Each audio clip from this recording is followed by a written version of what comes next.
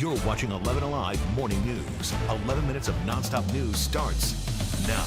Anti-Semitic and racist flyers showing up at homes in Hampton. We have reaction from city leaders. Plus, Henry County using a new tactic to get more substitute teachers. What they're doing to get ready for the new school year. And it will be a hot one out there this afternoon. Temperatures will be back into the 90s, but humidity stays low. How long will it last? I'll let you know in the full forecast straight ahead. This morning, an investigation is happening after more anti-Semitic flyers were found in another metro Atlanta community. This latest incident targeting the city of Hampton just a little more than a week after the mass shooting there. Christy Diaz is live for us with more. Christy.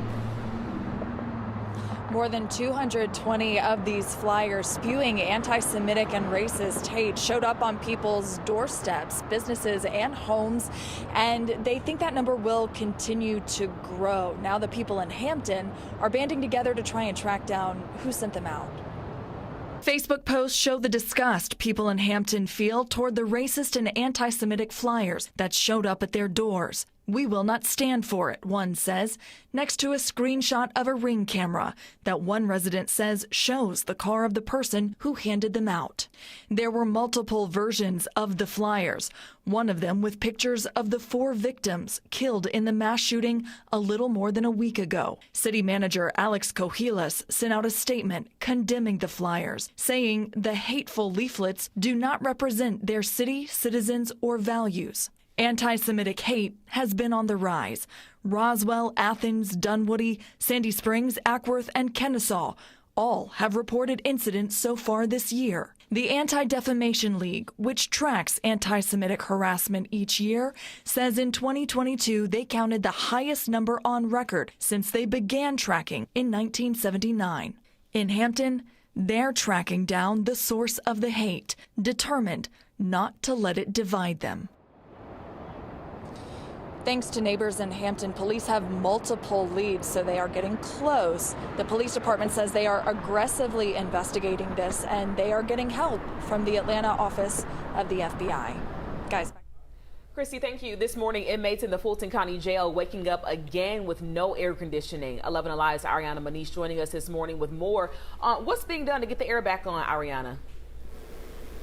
Well, Aisha, the power has been restored, but still no AC. The Fulton County Jail, they experienced a number of issues after severe storms knocked out power on Friday. Now, no power meant hot meals were limited over the weekend. And also the jail, they had to temporarily stop accepting detainees up until Saturday. And the AC cut off after a backup propane tank was damaged by the storm. 4 medical emergencies were also reported among inmates.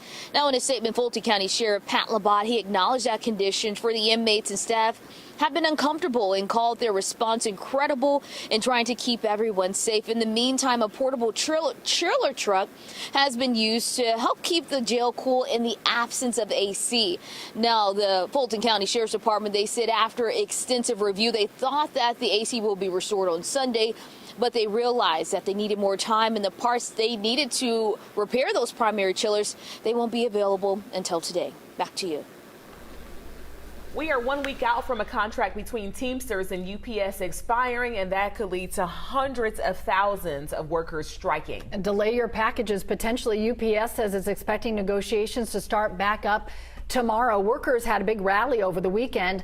They're asking for better pay and improved working conditions. UPS said it was aiming to quickly finalize what they say would be a fair deal. Senator John Ossoff helping to celebrate progress for the Beltline. The project is getting $25 million from the RAISE grant program. The money will be used on more than 2 miles of trails in northeast Atlanta between the Armour, Otley, and Lindbergh areas. It's going to be the first time the Beltline connects to a MARTA transit station. It is the largest grant in the history of the Beltline. This week, the Braves will be honoring Hank Aaron's life and legacy for Hank Aaron Week. The week will include a focus on community building initiatives, followed by celebrations at Truist Park when the team returns home to face the Milwaukee Brewers Friday night, July 28th. That was a look at your top headlines on a Monday morning. Getting ready for the pick of the week, but it's still going to be a hot pick. You're absolutely right. Getting hotter through the week, which is why today is my pick for the week. Looking at 91 degrees for your afternoon high temperature, which will hit between 3 and 4 o'clock this afternoon. Even though we're starting off right around 70, we'll get all the way up there as we head into the afternoon. Not a whole lot going on throughout the southeast. As you can see, high pressure is building into the area. Got a stationary boundary that's just to our south now, bringing a northerly flow. Winds will be light today, so it won't be as breezy, but maybe a light breeze to help you out this afternoon. Get that high pressure moving in, not looking at much in the way of any rainfall. In fact, this map here shows that dry air that's on top of us. It's indicated by this blue in here, as you can see. Most of the moist air down here to the south of that front. So today, dry. Tomorrow, we'll do it again the same. Looking at mostly sunny skies. Really won't be until Wednesday that you start to see some of these lighter colors beginning to move back over toward our area, which means some of that moisture is starting to move back in. That humidity will start to go up just a little bit on us as we head into Wednesday. With more humidity or more moisture over us with the daytime heating, you could see some of those showers, thunderstorms begin to fire up during the afternoon. Well, we won't see it at least through Wednesday. And even as we head into Thursday and Friday, it's only a 20% chance for that to take place. So it's a very low threat. But again, it won't be until the end of the week that we can see some of those isolated showers and thunderstorms popping up mainly during the afternoons. Here's how it plays out for us. Forecast track model. You can follow along with you at the time right there at the top of the screen. It shows, again, fair skies for much of the day today. You'll see some clouds bubbling in with the daytime heating, but that'll be it. They'll go away through the overnight. We'll start you off Tuesday, pretty much the same. Mostly sunny skies. We'll hold on to it through the afternoon. Wednesday looks the same for us as well. And so nice and sunny, but by the time we get to the middle part of the week, we'll see those temperatures jumping up to the mid 90s. And with some of that humidity starting to creep back in, that's going to feel a little hotter out there. 94 degrees on Thursday. Friday the same. We'll have a 20% chance for an isolated shower thunderstorm. Going to hold on to that low threat as we head into the weekend for now, with temperatures remaining in the middle 90s. 95 degrees on Saturday, Sunday 96. Right now, police in Metro Atlanta are working to find out who's behind a string of break-ins targeting over 100 cars at an Inman Park apartment complex. This happened at the Mariposa Lofts on Montag Circle.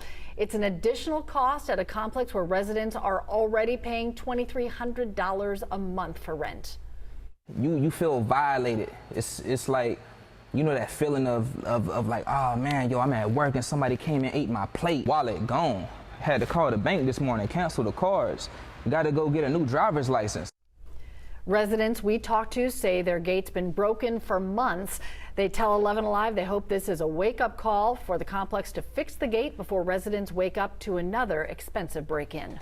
On New For You this morning, teachers at districts across Metro Atlanta back in their classrooms this morning, getting about a week of planning in before your child heads back. It comes as leaders are racing against time to fill remaining teacher job openings. Jerry Carnes pulling some double duty for us this morning, looking at efforts to fill those positions in Henry County. It's been a tough situation for Henry County and really districts all over Metro Atlanta. They are tired of fighting the battle alone in Henry County, so they're getting help in their search for substitute teachers. Schools begin a little over a week there, and this is going to be a year that brings a new approach and added benefits for teachers who pinch hit when they're needed. She thought she was ready to end a lengthy career in education, but teaching is in her blood. After 33 years with the Atlanta public school system, Jocelyn Williams retired. It lasted until she heard about Henry County's need for substitute teachers. I had the experience, but you're walking into a brand new arena. The children still need to have a quality education, and I wanted to be a part of that. Like other school systems across the state, Henry County's pool of substitutes hasn't always met demand. When we cannot fill our day-to-day vacancies, the other teachers and staff members have to take on those duties and responsibilities. And so we want to decrease those instances. The county is now working with Educational Staffing and Management Solutions, a staffing agency that's helping recruit substitutes with incentives. Base pay will stay at $110 to $145 per day, but substitutes will now get a check every week instead of once a month. There's the opportunity for substitutes to get health insurance, including dental and vision, benefits that are typically reserved for full-time teachers. Also, they offer a 401k and some other supplementary insurance that may include life insurance and accidental insurance. Last school year, Henry County relied on a pool of about 600 substitutes. With the added incentives, another 331 have applied to be subs. Ideally, the county would like to have a pool of 1,200. They're doing everything they can to make a substitute teacher welcome. Henry County needs Jocelyn Williams, her passion, and a few more like her. ESS is working with other school systems here in Georgia as well as systems in 28 other states, all of them needing help with additional substitute teachers. Well, this morning, an update to a story we've been following since Friday after the Midtown Lifeline animal shelter flooded and they asked the community for help to get the pets out. Many stepped up to answer their call for help. The shelter took to Facebook to thank everyone. Right now, they just need to find homes for 30 more dogs. Those interested in fostering or adopting can head to their Midtown location. By noon today, if you plan to eat your lunch outside, I think it'll be fine. 85 degrees will be our temperature by noon with sunny skies, a little light breeze out of the north, about 6 miles per hour. Daytime high, 91. So it will be hot out there, but at least close to where we should be for this time of year. And the humidity will make it feel like 91. Low humidity today, folks. You're looking at temperatures by the time you're driving home right around 90 under partly sunny skies. We'll have a few more clouds bubbling in thanks to the daytime heating. Going to do it again tomorrow, but getting hotter by the middle of the week. Finally, congratulations to Atlanta Hawks star Trey Young. He married his fiancée Shelby Miller over the weekend. The two have that little boy together. Ooh, he's so cute, and they've got a baby girl on the way. They've been together since their days at the University of Oklahoma. He played basketball. She was a cheerleader. Now she's Mrs. Ice Tray. I love that. Does she do this? Does she do this when they're walking down the aisle? She should. You know, Joel Embiid got married this weekend as well. Nice. Oh, congratulations to the lovebirds. Lots of bells. Yeah. Have a great day, everybody. Today's show is coming up next.